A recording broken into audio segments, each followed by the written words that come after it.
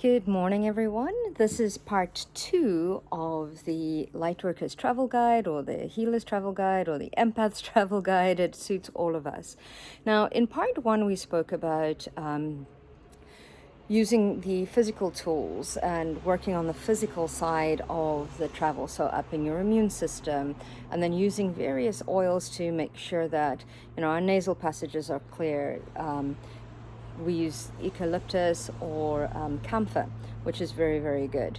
And this video, I would like to share with you what I did energetically and visually to prepare for the trip.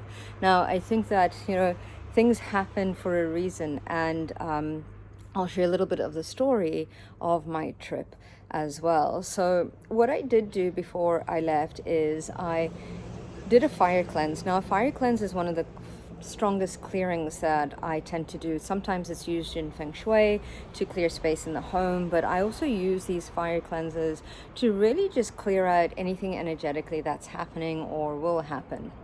And what I did was I cleared myself, I cleared my kids, and I cleared my mom, because these are the ones we were traveling together. And I used that fire cleanse to really clear our trip right from the get-go all the way till we arrived safely. So it was really creating that safe passage along the way. And it was interesting because not only did I clear us that were traveling, but I also cleared the ones that were staying behind as well, and I cleared my home too. Now, the interesting thing that happened is when we did our COVID tests, I actually ended up looking at the criteria on the UK government website, and it works out that if you are traveling, that the general tests at Shoppers actually fit the criteria. So we ended up getting those instead of going through the Alberta Health ones, which are very much more expensive. And when we got to the checking in our bags, the lady, because it's something that wasn't in the norm, she ended up checking with a supervisor. Now, that could have been a place where she could have said, look, this is invalid, you need to go, purchase another test, but she didn't. That ended up being accepted, not a problem. And then the other thing is we had a little bit more weight, so she allowed us to kind of like balance it out between our suitcases and didn't charge us. So that saved us just right there $100 in traveling. And then went in, made it through security. One of the bags got stopped because we were bringing something that my mom has, an heirloom for my brother that is made of glass, but they couldn't see through it. It was very tightly wrapped, so they opened it up. Very, very friendly. So what it was, didn't cause a problem, and that sailed straight through, which was amazing. And then when they called us on for boarding,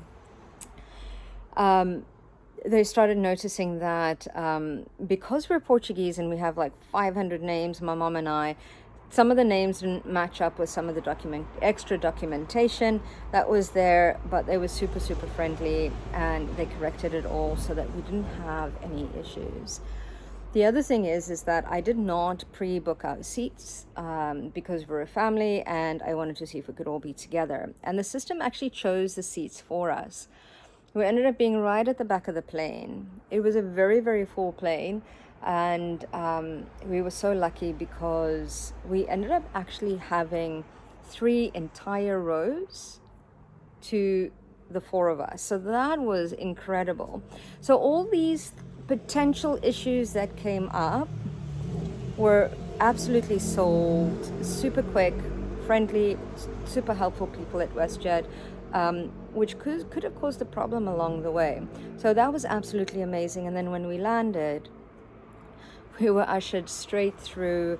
We didn't even have to wait in the long lineups, in the long queues, and we ended up saving ourselves an extra half an hour in the airport. So everything ran pretty smoothly. I'm quite glad I did the clearing. Imagine if I hadn't, but I just wanted to show you the power of that. Now, there's a lot of clearing that happens, but there's also many timelines are going on at the moment. So there's various possibilities of outcomes. And when I was doing my clearing, I was visualizing the best possible outcome throughout the trip. So it's not forcing it to happen or trying to control it, but just being open to the best possible resolution of the trip or the journey, whatever it may be. Now, I know that some of my friends use visualization techniques in the sense of putting themselves in an orange bubble just to help. A lot of them have been upgraded to first class or business class with regards to doing this. You can also put a blue protective bubble around you for protection. And yeah, there's various methods. Other ways that you can actually visualize or work energetically with your trip is speaking to the person's higher self that you're going to deal with as well, whether it be an air steward or whatever it may be, or a bus conductor or train conductor. No matter what it may be, is having that conversation with the higher self, just to prepare that energetically too. But with regards to clearing, you don't have to do a fire cleanse. Any kind of general cleansings that you do, whether it's with sage or seagrass or palo santo or whatever it may be, use that to clear that space. And it's all about intention and visualization. Remember, we create the world around us based on the thoughts that we have, fueled by our emotions, and it's actioned with our actual actions, and that's what brings it into place. So this is very, very important aspect of traveling. So clear your travel, protection is very you need to look at protection. I tend to see protection like sunblock, or it depends on what you're doing, your levels of protection, because if you put too much protection on, then people won't see you. So there's that aspect of it, and then just visualize the best possible outcomes and stand in that, right? Because if there's any doubt that seeps in, it kind of like skewers that timeline a little bit. So I hope that this was helpful, and this is part 2 of traveling for Lightworkers. Have an amazing day.